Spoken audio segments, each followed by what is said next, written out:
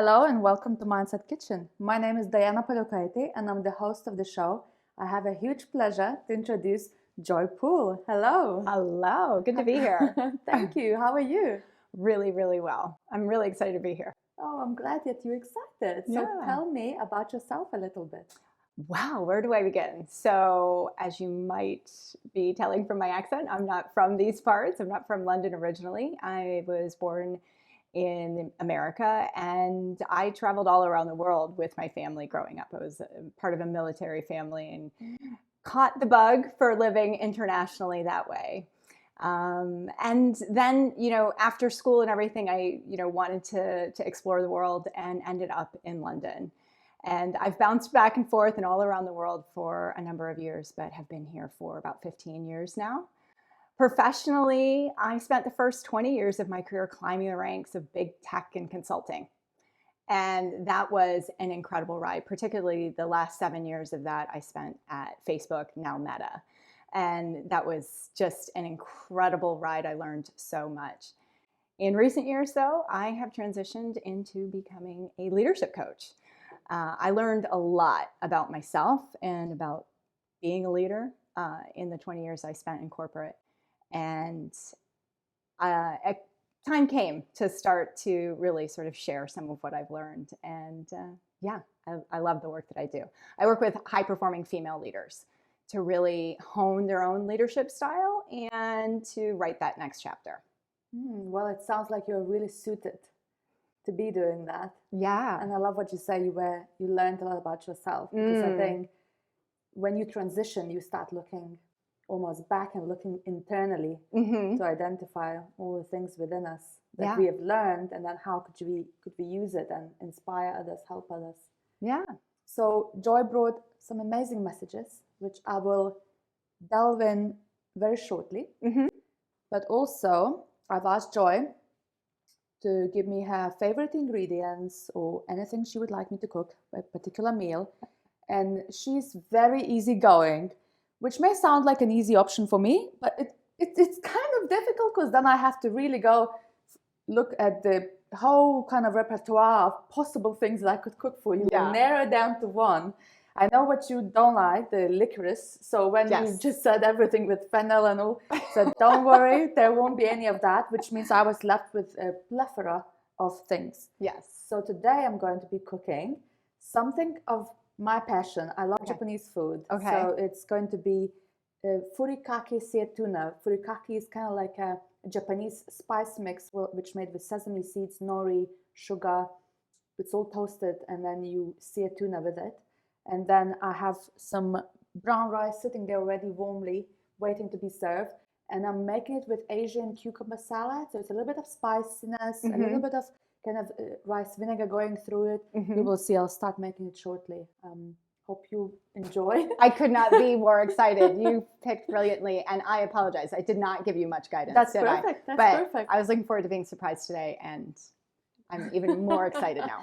That's perfect, because that's what I like sometimes. I like the challenge of looking into kind of recipes and finding out. And I thought, when I met you the first time, I thought you were really vibrant, really lovely, kind personality. And I thought you would like something really clean, but at the same time kind of like uplifting and kind of feeling good energy around you. So I think this meal is good energy. Amazing. Yes. I am so for the good energy. Let's do that. Let's do that. So before I read your first message, I'm just going to tell what I'm doing, so I can actually do in the background whilst we're talking about the first message. So what I've got here, I had to hunt for these. Only one supermarket had these, but they make a big difference when you eat them in these salads. Okay. So I'm going to take them out, and what I'm going to do... And these are like baby cucumbers. Yeah, they're like little baby cucumbers. What I'm going to do is first score them like that. So what that does, when I prepare the dressing, it sticks better. So we're just going to score. Do you cook a lot? I don't cook a lot. I cook for function, and my husband enjoys it more than I do. So, but this is exciting that I get to learn a few things. Maybe I can bring a few tricks home. So you'll be coming back home and be like, I need to get these little cucumbers, and then start scraping them. Yes, slightly splashing. Yeah, so we're going to scrape them. And is this so that the marinade or whatever soaks into them? Yeah, so it kind of sticks, because the marinade, so what we'll have spring onion, a bit of ginger, garlic in there. Okay. And then the marinade, basically I'm going to be chopping this, grating, crushing the garlic, chopping that, and the marinade will consist of, we have here rice vinegar, soy sauce, and this, they are very similar color. This is toasted sesame oil, agave syrup, or you can use maple syrup, honey, whichever, and homemade sweet chili sauce. Actually, I make my own sweet chili sauce. It's really nice. It's not too spicy, but you can still dip and still enjoy, and it's nothing, burning in your mouth. And then this morning I just toasted some sesame seeds. I'm just going to chop it all, chuck it in, and just leave it. Okay. Okay. So the first message is, I'm going to slightly wipe this away. Been splashing. Okay. So there is a powerful difference between an intention and a goal. Tell me about it.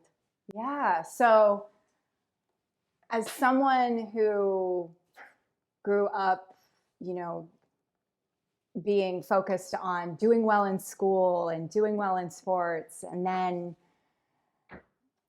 going on to a corporate career, it's perfectly understandable that I'd be someone who's really goal oriented.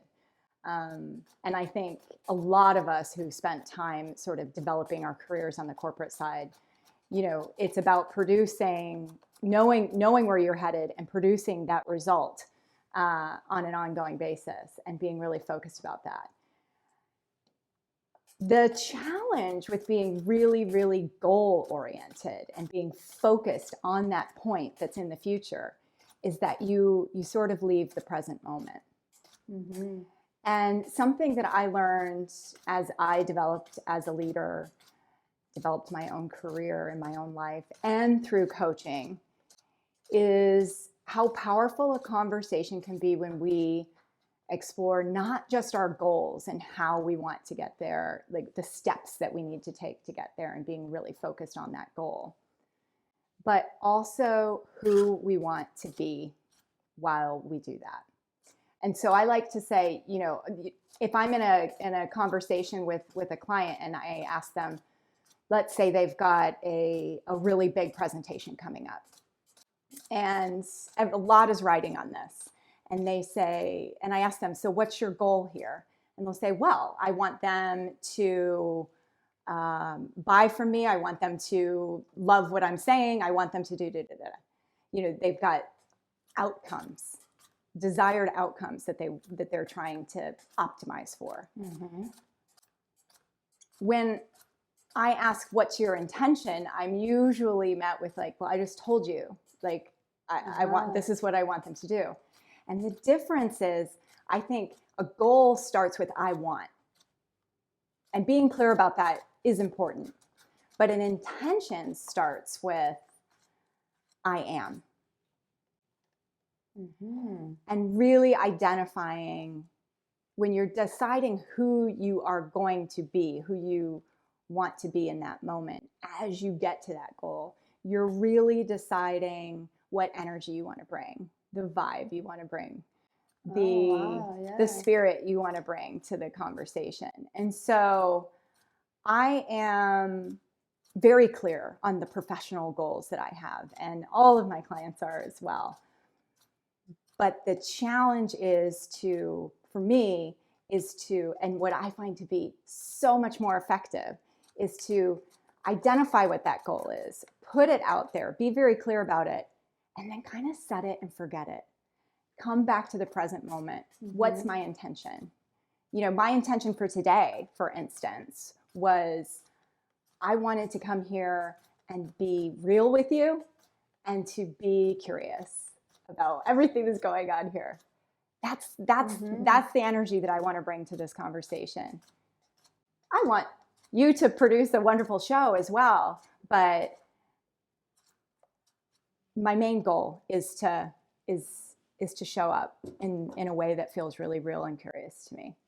And if I've done that, then I've succeeded. So do you think having the intention and the goal is the purpose of it is to succeed, or what else do you think it gives to the people who actually choosing to do it this way? Well, I think when you can focus on your intention and be really clear about how you want to show up, the end goal is icing on the cake. Mm-hmm. You know, you're focused in the moment, you're being who you want to be. And if it produces that outcome that you wanted, I like to call them preferences, actually. You know, my preference is that this will happen. But so long as I show up in the way that I wanted to, aligned to that energy that I wanted to bring to the process, to the conversation, to whatever it is that I'm going through, then that outcome becomes a nice to have. And it's that or something better, as long as you showed up in the way that you really wanted to. And it's just focusing on that intention, on that present moment. It just tends to take the pressure off. And we all will shine and stand in our power when we're not under tremendous pressure. Yeah. So I was just visualizing, imagine having someone really huge goal ahead of them. Mm-hmm. If you really focusing just on that goal, you're probably going to get overwhelmed, stressed. Mm-hmm. You're going to feel the pressure. Mm-hmm. And it's a lot of emphasis now, if I listen to any podcast or books, it's about enjoying the journey itself. Mm-hmm. So that intention would allow yourself to really understand what you're learning, how you're feeling, what is it that you want to do right now as the immediate step, rather than really being under pressure. And imagine if in the corporate world you had a goal. Usually they are quarterly goals or something in the books that you have to achieve. But what is it that we're going to do now? Let's focus on now. And if it was approached that way, in a really calming way, I think it would set the whole scene. And I'm feeling like you would enjoy more. Absolutely. As you just said, isn't it? Absolutely. And you bring up a good point. In a corporate setting, you absolutely have goals. They become very, very clear to you what they are. And I think it can feel very hard to sort of say, yeah, but I'm going to focus on myself, on who I want to be. It is a choice. It's a choice that we all have. Sometimes it's not an easy choice, but it is a choice. I have to say, you're reminding me of a conversation I had with my son. This was a few years ago. He was 3 or 4. And so my husband and I, we were putting him to bed. And we did the whole routine, bath time, book. And then at the end, we had this journal for kids. And it was really simple. You would circle the emotions you had in that day and talk about your day, essentially. And so I said, okay, Elliot, did you feel happy today? Yes. Circled it. Said, did you feel sad? He said, no. And I said, all right. Did you feel worried? And he said, yes. And I said, oh, honey, what is it that had you worried? And he said, I don't want to be a grown-up. My husband and I, we kind of exchanged a glance and stifled a giggle a little bit because, as I explained to Ellie, I said, well, the good thing is, you're only 4 years old, so we probably don't have to worry about that just yet.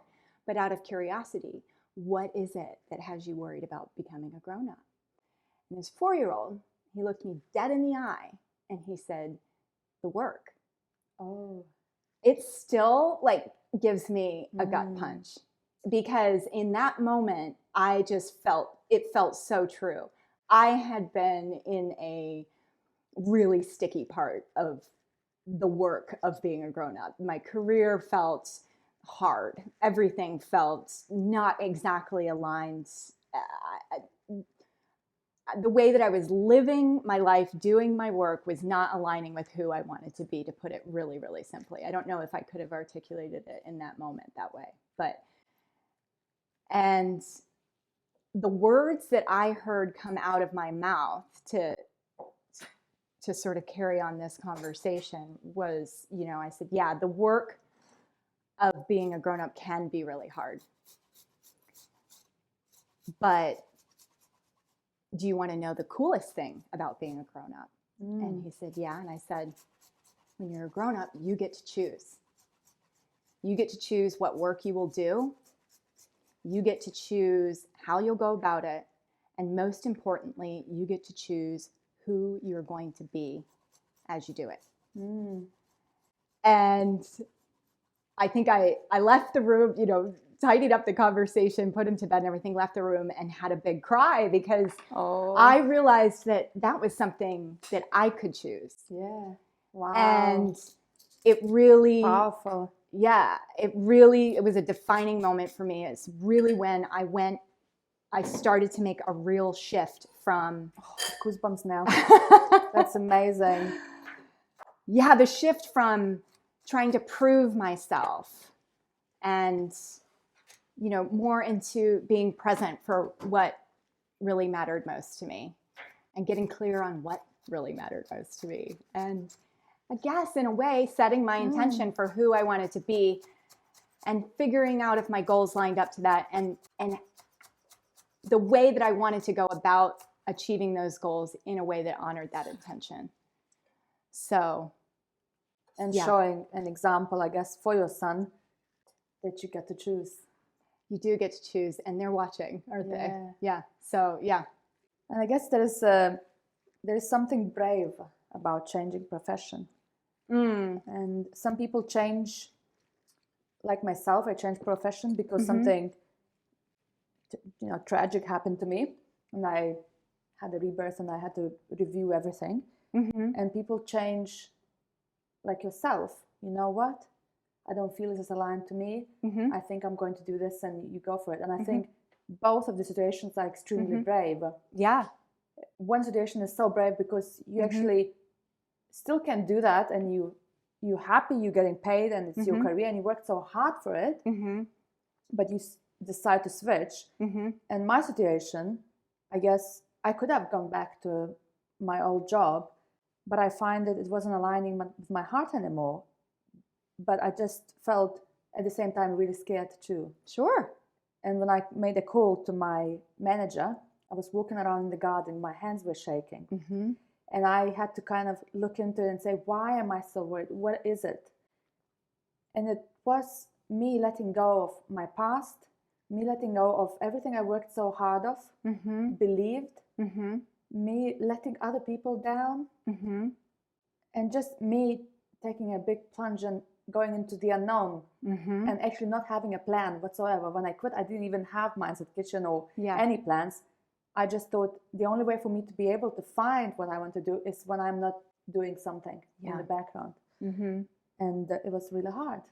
It is a brave thing to do, to make a change, go in a direction where things are more uncertain. And in my coaching, I get to speak to people where they're not happy in situations, either job, relationships, or even with friendships, but they don't know how to do that. And when they know how to do that, they still don't do it because it's scary. The unknown is scary, and people are not comfortable being in an uncomfortable situation. And when you don't know how it's going to be, or in your head it's going to be really bad, although this is just your head really thinking, there's nothing you really capable of, people just don't take that first step. So how was your first step? How did you feel like when you resigned and you were about to start this job, or maybe there was no this job in the background? What was the feeling? Because I really want to get that from you, because I know maybe a lot of people here watching, because they want to make a change and they really worried. Yeah. Wow, let me think back to that. I think the decision to make a big career change, one thing that came up for me as you were describing all of that, one of the reasons that it can seem really scary is to make any kind of change, but particularly related to your career, is if there's a sense of your identity tied up in that work, where what you have chosen to do as a profession has become part of who you are. Very true. And I definitely had mixed all of that up into one thing. And the more I've been able to separate out who I am from, what I do for work has benefited, and it releases a lot of pressure in terms of, should I be doing this job or should I be doing that job? So that felt very scary to me. I had a lot of my identity tied up in that. But I think what made me, and I didn't know what I was going to do next, so that was scary as well. But so many people will stay when the choice is between doom or just being miserable and uncertainty. It's so interesting to me that as humans, we will often err on choosing like the certain but miserable rather than the uncertain. Yeah. And I think what made me able to lean in that direction of uncertainty was, and this actually, I hope it's okay if I take you into one of my other messages, because it's so, yes, please. It's so, yes, please. It's so related in terms of like when what you want becomes bigger and brighter and clearer than what you fear, courage emerges. Love that. And I, at that point, knew that I wanted something that was going to give me a different vibe, a different way of being than what I currently had. And eventually that got bigger in my head, and that want got bolder than the fear of not knowing exactly what was going to happen. Maybe what would people think? What would, all of those fears. And when that fear got just a little bit bigger, I was able to make the jump. And then I had to do lots of work to really understand, and you can do this before you make a big jump, but lots of work to understand what is it, getting really specific about that want. What is it that I want? What are the things that I want more of? And what are some of the options out there that might bring me that? That's when things start to get really exciting. When I read the second message, I was like, wow, I absolutely love it. It really explains a lot within the message already without you giving you actual background around it. Because usually people, you know what? I actually was thinking about various scenarios about this. How brave people are. For example, it probably got so bad in someone's life that they had the courage to jump the bridge, for example. The huge courage. Like, so because this is what the person, let's say, decided, like, that's it, I can't deal with this. It's so strong that the person is brave to do that. I actually went into that angle because that courage to do anything only comes up through actually having the heart connected and having a passion. Because that's probably from my experience as well, because if I didn't have a passion and I only used my head, as I used to always only use my head, well, yeah, I can feel it's not right. Oh, no, but I'm just going to go with the head is right. If I did not feel with my heart joy, let's say, talking about these things or reading books, my heart would just flourish constantly. That's really why this came up about, because I'm passionate about it, and I'm passionate about talking to people like yourself and other people who actually uses this and live this and bring these messages that really allow to understand more. And believe me, I wake up different person each time after filming. I wake up empowered. I wake up, it's almost like, well, how much more invincible could I become? It keeps on going and going. And now if I go to events or various stages where people talk, I sit there and I know everything. It's never like, not in an egoistic way, but it's never like, oh yeah, good idea, no, I'm living it, I'm breathing it. And it's because it's a passion of mine, I don't know how it's just staying in my head, because usually I have to memorize stuff. Right. This is just in my heart. So I think I felt so courageous because I had a heart connection to what I do. And when there is a heart, there is a courage. I wonder what else, because in a sense, I did not see it clearly, but then if I think back, I'm like, well, yeah, I visualized. I visualized this kitchen. I visualized you and me. I visualized what I would be doing. So clarity was there. Passion was there. And the desire to do something different was there. And so whilst it was bloody scary, I ran for it. Yeah. So when I read your message, I was like, oh my God, it's exactly what's happened to me. Yeah. And I think it's a kind of a cool trick, actually, when you find yourself stuck and like, I want to go, I don't want to go, I could do that, but that feels uncertain, but this doesn't feel good, or, you know, career or whatever we're talking about. To ask yourself, like, I'm stuck for one of two reasons. Is it because I'm not clear on what it is that I want, and I can do some work on that? Or is it because I know exactly what I want and I'm just afraid to go after it? Getting clarity on which one of those two things it is really a powerful first step, because there are different things you can do. So Joy, what would you do then if the person says, I'm just scared? I know exactly what I want, I'm just scared. Yeah. The challenge there is just to shine a light. Fear like exists until we really give it what it wants, which is some attention. And we're afraid of fear. We're actually afraid of something that we created that's not even existing. Yeah. So yeah, looking at the fear and getting really, really specific about what is it that I'm afraid of here. And there might be a million things. So pick one of them. How likely is that to happen? If that did happen, what would you do? There's always an answer. How willing would you be to do that? And then the big question that I love is, what if the opposite happened? Is it a possibility that that might not happen at all? And what would that feel like? And really injecting, sort of just opening the door to the possibility that that fear it's not a given. It's not a predetermined thing that is absolutely going to happen. And so it's really basically taking one of these spotlights, shining it on the fear, not judging it, but just looking at it, getting curious about it, interrogating it a little bit. That's where we start to take away its power and bring it back to ourselves.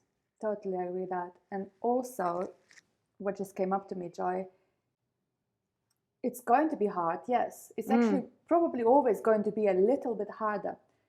But what's at the end, it's always going to be worth doing, you know? Because whether you are in a job that you're not enjoying or in a relationship that you're not happy, it's going to be hard when, especially if you're a mom, you have children, you have routines and habits, and the same at work, you've been there forever, you know everyone, you know, just comfort is unreal. And it's going to be hard. Let's not just be naive, you know? Yeah. But it's going to be so worth all that hard work, because at the end, when you look back, you will realize, thankfully, I've made that first step. Thankfully, I did it. Yeah. Because it's worth my happiness. So let's just put it that way. Do you want to do 5, 10, or lifetime of miserableness? Yeah. Or 1 year of hard work, but then happiness. Let's just say it could be a few months hard work, but then more happiness. Yeah. If you weigh them, obviously people will, I will do that. And you bring up a good point that, you know, the miserableness, that state, that's hard too. Yeah. And getting really clear on the costs of that versus the costs of hard work, change, whatever is on the other side. People often feel like it's easier to stay where they are than to make a change. There's costs to that too. Yeah. And probing that and getting really clear on what it's costing you not to grow, not to go after your dreams, not to just at least acknowledge your dreams and you know, own what they are, there are costs there. And I think we can, as humans, there's no judgment in this. This is just the way that we're programmed, I think, to a certain degree. We can overlook those costs. Definitely. And then again, something came up to me, Joy. Also, we're juggling as if we have a lifetime. We're juggling. Yeah, you know what? I'm going to be miserable, but it's really scary. I'm not going to do that. Or I am going to do that.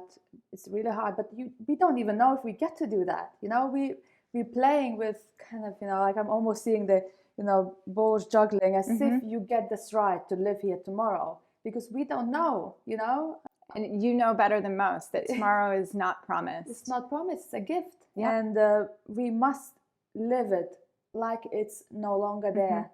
Like we're going to wake up and it's not going to be tomorrow. We don't have to focus on it, obviously, because it might definitely have, like I believe in those things. The more you focus, the things happen. But you need in your heart deeply know that all you have is today. That's it. It's embedded. And make a change now. And this message, was perfect. So I'm actually going to read it again. When what you want is bigger, clearer, brighter than what you fear, courage emerges. Yeah, love it. Absolutely love it. So thank you very much for bringing this and sharing. What I'm going to do in the meantime. Yeah, what's next? What's next? So I've got some tuna steaks. So this is sashimi grade tuna steaks. I have one of my favorite fish suppliers. Okay. That I've been using them for many years, because I do cook a lot of Japanese food. So this fish needs to be good. I don't think I get that in supermarkets. So what I'm going to do, I've made this called furikake. It's a really weird word. Furikake. Furikake. Yeah. I'm not going to say what the other word in my language means, because it actually doesn't mean right. But basically, what it is here, I'm just going to put some, I'm going to do it. So it's got various sesame seeds. It's got brown sugar, a bit of salt. I put some Aleppo pepper, like a red pepper. Put dried onion. You basically can put anything you want. And I toasted the seeds and I crushed the nori sheet. And in Japan, I think they use it for rice, for various seasoning. If you have this in your cupboard, Joy is probably thinking, yeah. I'll ask you recipe. I'll ask my husband. We might. I'll send you the recipe. If your husband has this in the cupboard, he can put this on avocado, on eggs. It adds the crunch, saltiness. Really good. Okay. On you can put on chicken, on tofu if you eat tofu. Okay. Yeah, I'm liking this idea. Okay. Yeah, it adds this. If you want to make it as well, it's like seasons and gives it a crunch. Yeah. So I'm just going to. Oh my gosh, that looks delicious. I'm going to dip this like that. By the way, you chose really. I love tuna. I love fresh tuna. Yeah. Wow, I'm so pleased. I'm very excited.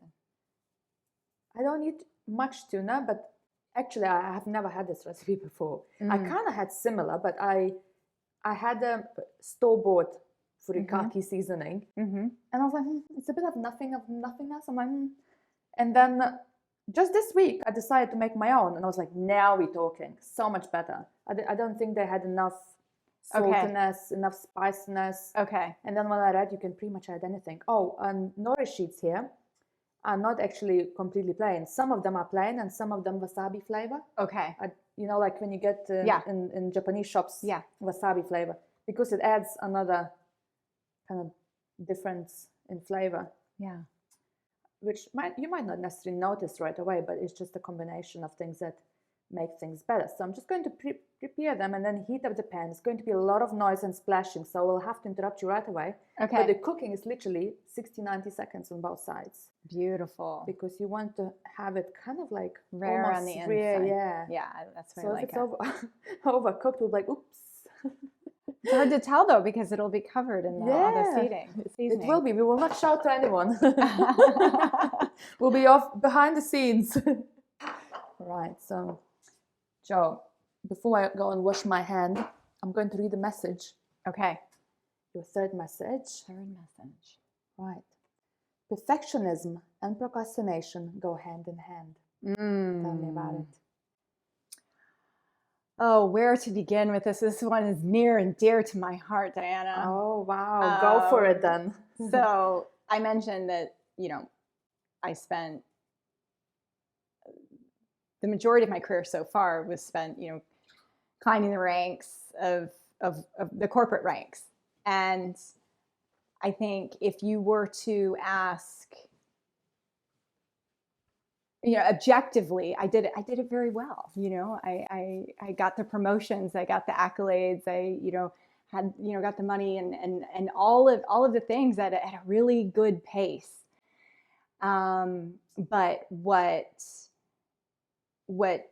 probably wasn't clear to people outside of my inner circle was that I really struggled. I might have made it look easy, but on the inside, it was not. It was a lot of perfectionism, people pleasing, imposter syndrome, and a lot of energy went into sort of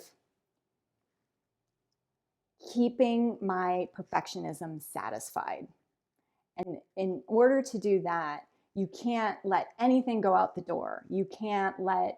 Sometimes you can't even get started on something until it's nearly perfect. Wow. And one of the sort of myths that I got caught up in by trying to strive for perfection all the time was that in order to get started, I needed to have a perfect 42-step plan laid out in front of me and know exactly what was going to happen. How is that possible? Not only is it not possible, it's completely untrue, because the only thing you need is a first momentum building step. So when we're feeling stuck and we're in between the fear and the desire of what we want, understanding what that next step is the most important thing, not the step after that and the step after that, and knowing where that goes. And once I started to unlock this, it's really, really empowering to see how actually by letting go of some of that perfectionism, you make decisions more quickly, you take action more quickly, which means you get better and you grow more quickly. Sometimes the decisions are quote unquote right, i.e. lined up with the way that you thought you wanted things to go. And sometimes they lead to not that outcome, but in either case, you're moving forward and you're learning and you're growing. And so for me and for so many of the women that I coach, perfectionism can be our kryptonite. I mean, definitely can relate to that. Yeah. I'm a victim of that as well. Mm-hmm. All my life. Mm-hmm. Tried to be perfect at everything I did and try to be even better than perfect, almost, Mm-hmm. excel. And I was just going through every chapter in my life and trying to think, and in anything when I was a teenager and when I came to UK and in my job, and it's extremely hard role to play. And then actually just this morning I remembered, because people think I'm always so good at everything, I never get help, because people, she can do it. She's got it. She's got it. But the fact that inside you are going, 100 miles an hour and you're really working hard and you're really stressed, and Mm-hmm. but you have this persona of, no, I've got it all under control. Mm-hmm. And it's all perfect, Mm-hmm. It puts a lot of pressure. And I used to see two types of people. There are people who never perfectionists, and people actually, let's just take all these examples. So let's say the person who's never finished university, let's say in Mm-hmm. old times, will be like, wow, you're not finished university, what are you going to do? You're not going to have a career. The person who has not finished university, who doesn't really know what they're doing, but they know what they're just going for it. Whatever happens, I will learn. They are so successful. I always think, how they are so successful. I am doing the traditional route, studying, doing this, having tutors, doing online courses. Being the good girl. Yeah, and I'm like, trying to really be perfect before I start anything. Yeah. you know? Yeah. And I'm not really actually starting eventually because it's never going to get perfect. Yeah. So you take so long and then you end up being the procrastinator. Mm-hmm. And those people who just don't procrastinate and don't try to be Mm-hmm. perfect, they're just flying all the time. Mm-hmm. And I always used to wonder, what is it? Yeah. Because I am good too. You know, I am successful. I can do this, but why I'm not there yet? One of those paths, you know, both of them could lead to quote unquote success, however, you know, you choose to define it. But one of those paths feels a lot harder to me. I don't know about you. And so it's our choice, right? It's you know, if we're going to strive to be perfect, or if we're going to strive to be something else as we go about it. Yeah, it's a choice. So I have another kind of example, because I know people who are procrastinators. Mm-hmm. And not necessarily they are perfectionists, but then maybe they are, you know. I'll start thinking, because I know I have friends who really procrastinate and take a long time to make a decision, Mm-hmm. and never put these two together, actually. So now I'm thinking, are the people who perfectionists also procrastinators and vice versa? I mean, I'm sure we can't make a Because- generalization across the board, but there is just definitely a so- link. yeah. There's definitely a link. I think there's, you know, we all know no one's perfect. Logically, we know that, right? Yeah. So if we take that logic and we sort of extrapolate it out, by trying to be perfect, Mm-hmm. we're not being our authentic selves, No, are we? no. And when we're not doing that, Mm-hmm. that feels hard. Yeah. And that's a very good point, because I always bring this scenario here because it's the easiest to explain as people see it. If I waited for anything to be perfect, obviously the show was not ever was going to be born, because I am not good at presenting. I hate watching myself on video, hearing my voice. You know, I don't have a professional makeup artist and videographers, and Yeah. I don't have any of it. But also, I feel like many times when I prepare food, I feel like it's never perfect. Guests might not know, because I know what perfect maybe according to me is. Mm-hmm. And many times I'm like, oh, I made it better when I Mhm. wasn't filming, you know? But it has been like a process for me, accepting the imperfection. Whilst perfection is in a healthy way, is quite useful, because it'll kind of keep you up some standard quality, because you know that quality control has to be right. So Yeah. but you don't have to be reaching the complete perfection. You just need to going up to a certain level and having it in a balanced way that doesn't really restrict you from doing certain things. And so I had to analyze myself a lot and accept, right, fine, I'll take my double chin on that camera, right? Okay, I'll take my voice. Okay, I'll take all my little failures and little mistakes, all my little things that I do during the video that I don't want to bring the attention to right now, but they are there all the time. I'll take them, you know? Fine. So that I took them once in a cringy way, took them twice. And the best way to do it is really to put yourself out there, because I had an episode and I had no chance of actually, you know what? My hair didn't look good. Would you mind to come back? Right. You know? Right. Like you can't have that. Yeah. So I had no choice to put it out there and then just sit there like, but you know what? I only see those imperfections. So that's another kind of angle. Who sees them? Who thinks it has to be perfect, or it has to be a certain way? Yeah. So how do you, if you have a woman really in a successful career, a big position, how do you, and obviously she's probably going to be perfectionist to get to that position, especially in the corporate world, as a woman, you have to be quite perfect in a certain way, you know, to succeed. How would you, what's the first step she could do? Well, it's really interesting that you say, you know, that that's necessary, because I would agree with you to a point. I think that sort of willingness to strive for absolute perfection, to do things to an excellent degree all of the time, to dot all of your I's, cross all of your T's, and, you know, try to never show a mistake or whatever, that gets you so far in your career. Yeah. But as the famous saying goes, what got you here won't get you there. And that's where a lot of women are that come to me. That's sort of the point, recognizing that the way that they have gone about just being in their career got them to a certain level, and it's not going to get them to that next level for two reasons. One, it feels like crap. It starts to just, like I said, it's in misalignment with who you actually are. You're not perfect, and trying to pretend you are every day is a soul destroying, very draining way of being. And two, it's actually not what's valued particularly at the higher levels. When you're being asked to, you know, get stuff done, to execute against a plan, to follow instructions and get stuff done, that certain level of, we'll call it perfectionism, but like just follow the instructions, get it done the way that we say that it needs to be done. Like that is helpful.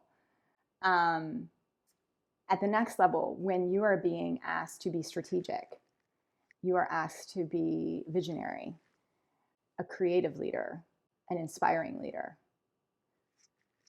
that doesn't work anymore.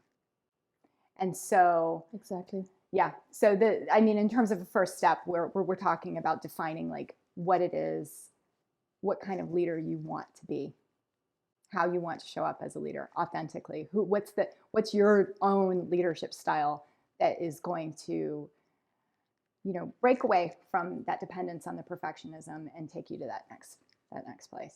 So I'm going to hold that thought about authenticity and perfectionism, because that's what I wanted to say at the end. It escaped my mind, but can you hold that thought? So I've got it. I've got it. What's going on here now? So we're going to create a lot of noise and splashing and a little bit of smoking, but I'm going to place tuna. Or maybe it's not too bad.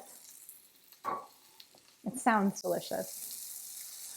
I'm going to place tuna right on the pan and just going to keep there for probably 60 to 90 seconds. We just want to get the crust brown and kind of crispy, and that's it. I'm just going to add a little bit more oil.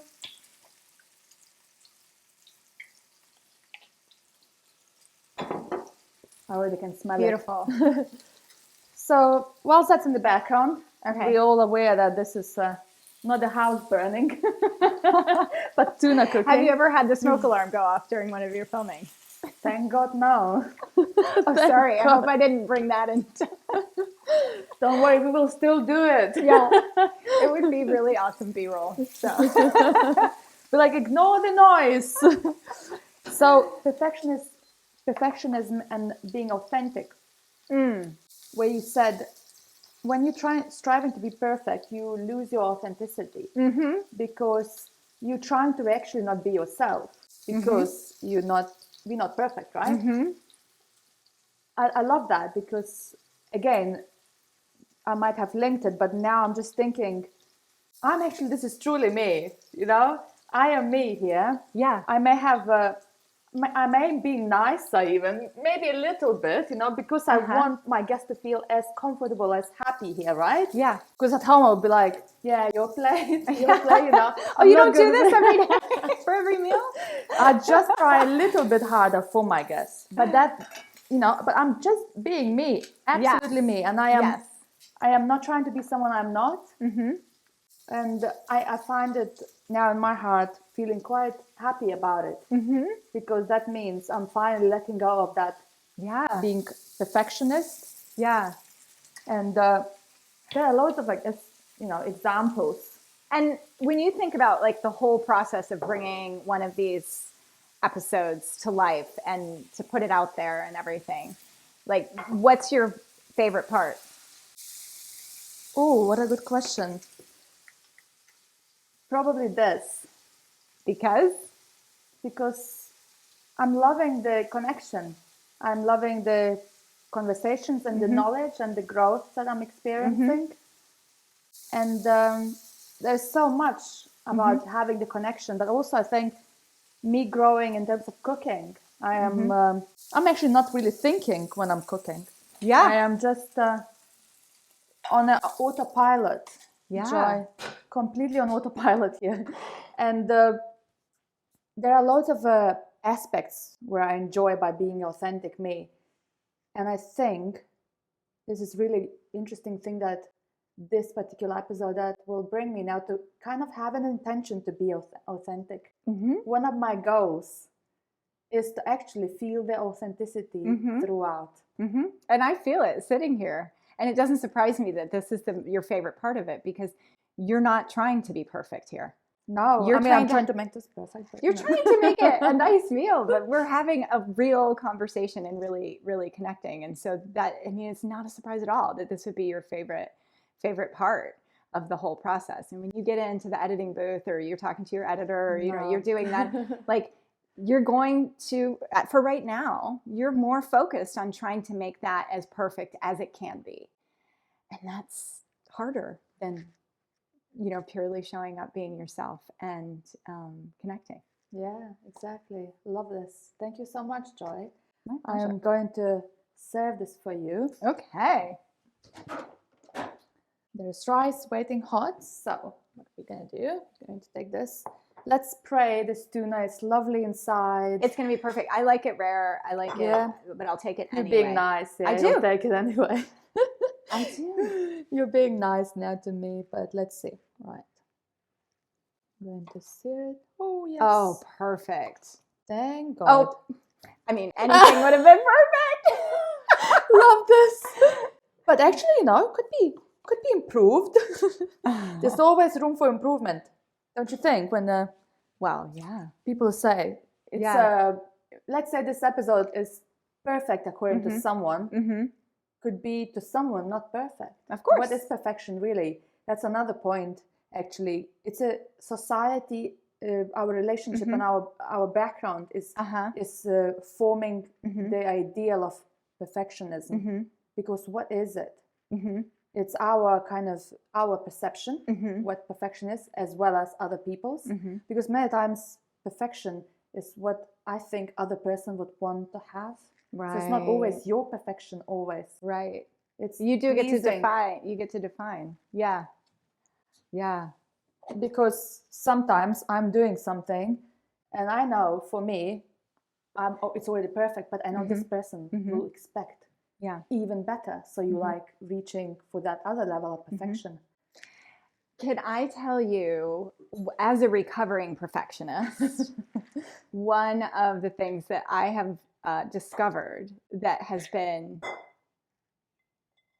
sort of really eye-opening and great practice for me to not carry that perfectionism into everything I do. I'm sure lots of other people would like to know that. So there's a time and place, absolutely, to strive for excellence. And, putting this show out is a great example for you. You want it to be as good as it can be. For me, and I could think of a million things as well that I want to be excellent. But I had this epiphany recently that also there can be areas in my life that I can give myself the freedom to suck at something. And just that idea that I don't have to, when I go to yoga, like that is my place to just go and experience it and do the best I can, but not at all be trying to strive for perfection. I like that. It's a practice. It is. The idea of not having to be good at everything. It sounds so obvious, but identifying specific areas in your life where you're like, this is where I give myself the freedom to suck has been life-changing for me. And I bet you did not suck still. It depends who you ask, but I'm by no means, I have a long way to go, but that's okay. And I have enjoyed it so much more since. Yes. And by being sort of like, that's okay, because this is not an area in my life where I'm striving for excellence. And I think we all need that. I love it. I love it. You know what? Because when I launched my first episode, I actually written a blog how many bad things happened along the way, because I want people not to just get inspired by us having conversation, but by in general the idea that you actually can make loads of mistakes along the way. It will always happen. And actually, when you get, if I do 100 episodes, I'm pretty sure there will be other mistakes, because I've already learned the rest, and now it keeps on coming. So if you allow yourself from not moving forward because of that, trying to be perfect, trying to find the 42 steps ahead of you, you will never move forward. Yep.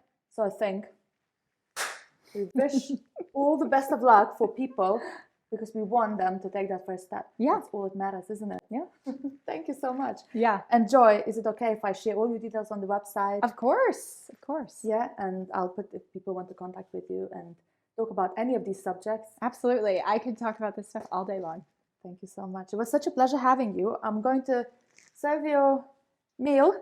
I have a little bit of soy sauce if you do feel like it needs a bit more, but usually cucumber salad is quite juicy, so it allows you to kind of delve in. And amazing. try. This looks delicious. Do I get Yes, to eat please it right now? go for it. Amazing. Give it a go. Give it a go.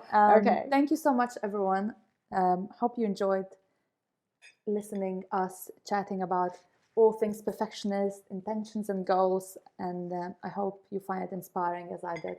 Thank you so much for being here, Joy. Thanks for having me. My pleasure.